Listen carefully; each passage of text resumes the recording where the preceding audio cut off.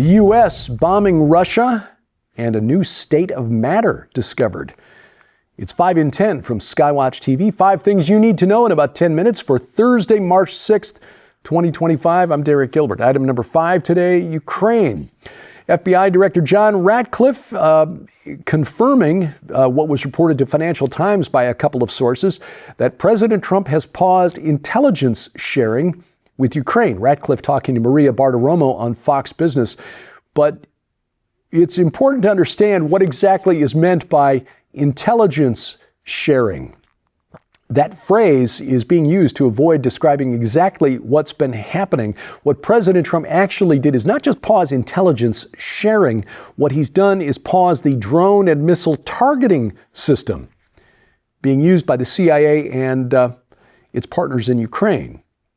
Why don't they say targeting system? Because that would be an admission, a public admission, that the United States has been directly involved in launching drone and missile strikes against Russia. Now, you better believe that Vladimir Putin, that the Russian military is fully aware of this. This is a game that's played in front of the public to avoid generating public pressure to do something silly, which would be, well, foolish, which would be getting fully involved in World War III. What Trump is actually doing is stopping the proxy war between the United States, NATO, and Russia, and in so doing, hopefully, bringing President Zelensky of Ukraine to the table. As that lower third there on the screen says, maybe that's why all of a sudden Zelensky is saying nobody wants peace more than Ukrainians, because suddenly his American partners are no longer launching missiles on his behalf into Russia. Topic number 4, Israel. During the first phase of the hostage deal between Israel and Hamas, some 274 terrorists serving life sentences in Israeli prisons have been released. This is almost half of the Palestinian terrorists currently serving life sentences in Israeli prisons.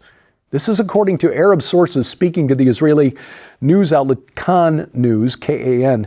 Some 9,400 terrorists and security detainees currently being held in Israel, about almost 1,500 of them serving prison sentences, another 3,000 undergoing criminal proceedings, 3,400 administrative detainees being held as witnesses in ongoing cases. We should remind you, just so you're aware of what this means, and again, that almost half of the 600 Arabs being held in Israeli prisons under life sentences for committing acts of terror, murder against Israelis, being released. That Yahya Sinwar, who you see on the screen here, the mastermind of the October 7th attacks a couple of years ago, had been serving 4 life sentences in an Israeli prison. This was back in 1989. He was released in 2011, along with 1,026 others, as part of a prisoner exchange for one Israeli soldier, Gilad Shalit. One soldier, 1,200 Israelis, including Yahya Sinwar, who then went on to launch the attack that killed 1,200 Israelis on October 7th. So, and it should also be noted that it was known by Israeli authorities that Sinwar continued to coordinate the military activities of Hamas while he was in prison those 22 years. So the question now is, how many of the 274 released under the current deal between Israel and Hamas will come back to haunt Israel in the years ahead? We pray none. Topic number 3, the Kurds. A big development in the Middle East as we are looking at forces redrawing the map of the Middle East. Imprisoned Kurdish separatist leader Abdullah Öcalan last week called on members of the Kurdistan Workers' Party, or the PKK, to lay down their weapons. Now, the PKK is considered a terrorist organization by both the government of Turkey and the United States, although their allies, the YPG, the Kurdish military forces in Syria, are allies of the United States. I guess that dividing line, the border between Syria and Turkey, is the difference between being an ally and a terrorist. Anyway, Öcalan's call for disarmament, if acted on by the PKK, would have real implications for the entire Middle East. There are some 40 million ethnic Kurds living in Turkey, Syria, Iraq, and Iran, with a few in Azerbaijan as well. Öcalan established the PKK back in 1978. Again, he's been in prison for decades. He is still considered the spiritual leader of the organization. The PKK wanted full independence and statehood. He was arrested in 1999. The letter that he issued, read and broadcast on the media in southeastern Turkey, where many Kurds have welcomed this as a sign that maybe there will be peace between the Turks and the Kurds at some point. Again, a major development in the Middle East. As we told you a few days ago, back on Monday, the Kurds are friendly with Israel. And again, the Kurds, the largest ethnic group to come out of World War I without a nation. The Arabs were promised independence. They got it. Saudi Arabia, Iraq, Jordan, Syria, 4 independent nations. The Jews came out of it with, eventually, 1947, the United Nations voted to establish an independent Jewish state. The Kurds, they got nothing. And again, they've been trying to get an independent state ever since. The Kurds, by the way, the descendants of the Medes, who were part of the Medo-Persian Empire back in the time of Cyrus the Great and Darius and so forth. Anyway, if the division of Syria results in an autonomous Kurdish region east of the Euphrates, which they already control, bordering on the autonomous zone, the Kurdish zone inside Iraq, and perhaps future autonomy in southeastern Turkey, although I just don't see the Turks granting that. But still, this is a major development that could lead to what amounts to a new Middle East and Israeli allies on its border if Israel extends an autonomous Israeli Druze zone in southern Syria that extends all the way to the Euphrates River. Topic number 2, quantum computing. A team from Microsoft working at UC Santa Barbara unveiled an 8-qubit, that's Q-U-B-I-T, not the biblical qubit that Noah used to measure out dimensions for the ark, an 8-qubit topological quantum processor. The team claims that they've created a new state of matter they call a topological supercomputer, or superconductor rather. What they're saying here is they've created a new state of matter that is neither liquid, solid, or gas. It is none of those things. Microsoft outlined this new state of matter in a peer-reviewed paper published in the journal Nature. Company says the chip could be used to solve industrial-scale problems like designing self-repairing construction materials and accelerating the discovery of new drugs in years and not decades. This came after Google recently discovered unveiled its new quantum chip called Willow. Google says the chip has the ability to make a calculation in 5 minutes that would take a conventional computer 10 septillion years. Although the calculation really is pretty mundane, it doesn't have any practical uses, it's still, that's pretty fast.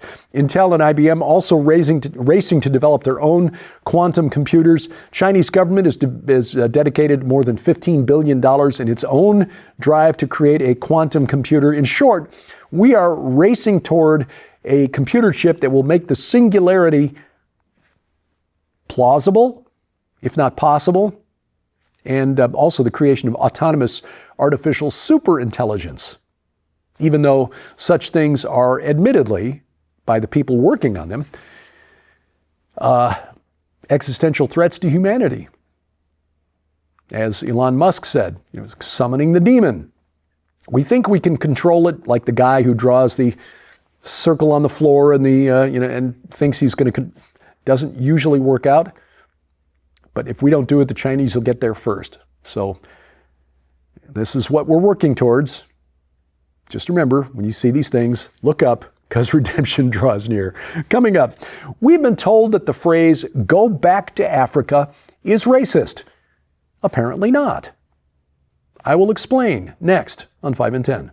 Well, ladies and gentlemen, you can support the ministry of Skywatch TV and our continued efforts to share the gospel of Jesus Christ throughout the 4 corners of the world and receive your very own copy of this urgent new work when you order the Tracking Toward Tribulation special offer. Not only does this incredible opportunity include Terry James' new book, Tracking Toward Tribulation and the Any Moment Intervention by Jesus Christ, but it also includes Terry's best-selling book, Lawless, End Times War Against the Spirit of Antichrist. This book reveals how the spiritual forces behind global chaos and demonic rage are signs of Christ's imminent return. But that's not all. Right now, this special offer also includes Unraveling Revelation, the Four Horsemen on DVD featuring Derek and Sharon Gilbert. This incredible DVD uncovers the biblical truth behind the riders of the apocalypse, the chariots of Zechariah, the Watchers, Babylon, Hermes, Hades, and even death itself. Sold separately, these items hold a retail value of over $80. Yours now for your donation of only $45, which includes free shipping to all U.S. orders. You can scan the QR code on your screen using the camera app on your phone for instant access to this special opportunity. You can also visit us at skywatchtvstore.com or call 1-844-750-4985 and ask for the Tracking Toward Tribulation special offer right now. Item number one today. Apparently what's racist for one is not for another. Go back to Africa. That is a phrase that, again, we have been told is racist. I can understand why. If you're here in the United States, you're a citizen abiding by the laws and a good tax-paying citizen, then welcome. You are more than welcome here. But apparently it is still being used as an insult, a pejorative, but you'll never guess who said it and to whom it was said. No, it was not said by Elon Musk. It was said to Elon Musk by a demonstration Monday afternoon. New York Representative Nydia Velázquez, who's been in Congress for 30-some years, called for Department of Government Efficiency boss Elon Musk to escort himself out of the country. Go back to South Africa. Now, Musk has been in the United States for 22 years. He is an American citizen, and he's Velázquez, not the first Democrat to take aim at Musk's South African heritage. Should be pointed out that Musk and his father was a member of a group that was anti-apartheid, not pro-apartheid. But, you know, facts don't matter when you're trying to make a political point. Just, again, go back to Africa. Can you imagine the media outrage if this was said by a Republican to a Democrat, especially a Democrat of color? Actually, we don't have to imagine, because the media jumped all over President Trump 5 years ago when he made a mention of Representative Ilhan Omar's Somali roots. Consistency, cognitive dissonance. Being a liberal means you never have to deal with it. This week on Skywatch TV, we're talking about end times prophecy with expert Terry James, his new book, Tracking Toward Tribulation. Are we seeing signs of the Great Tribulation already? Again, look up. Redemption draws near. Don't miss the program. You can watch it over the air. Our broadcast schedule is posted at skywatchtv.com/channels. Now, we can broadcast on your schedule. You just need to add the Skywatch TV channel to your set-top box, like Roku, Amazon Fire TV, Apple TV.